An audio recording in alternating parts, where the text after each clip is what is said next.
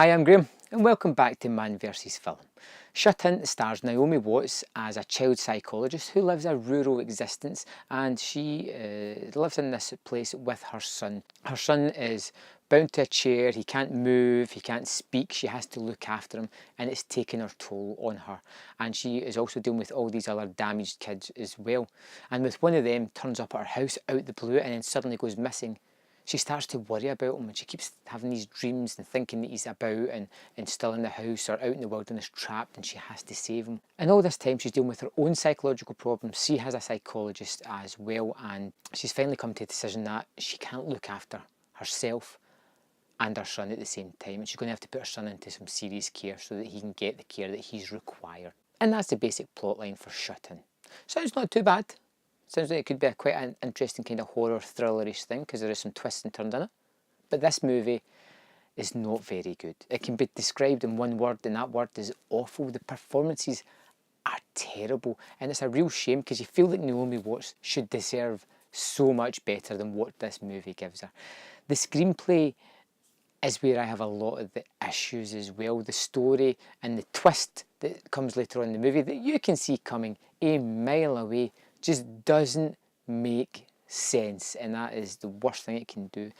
It's in a location with a limited amount of characters, so the person or persons that are doing this tour are fairly obvious if you've ever seen a movie before. Some of the things that the characters do as well doesn't make sense to what they should do in that situation based on some of the decisions that they've made already.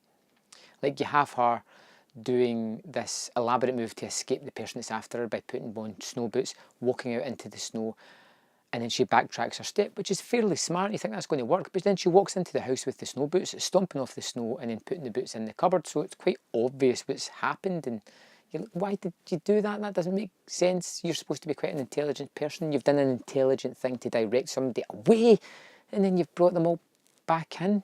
It's not good. Now, the performances of her son, who we see at the start of the movie being a little wild child, being argumentative. This is like a teenage child. We're talking like 17, 18, is not very good. I didn't think he was particularly good at all.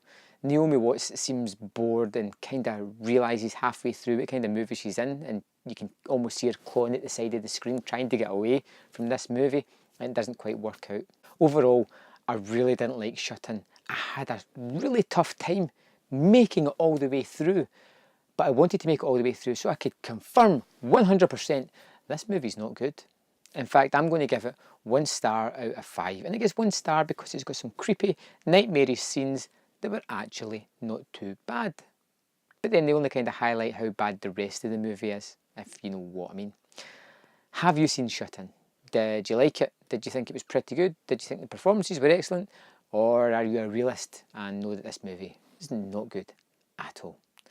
Let me know in the comment box below, and I will see you next time on Man vs Film.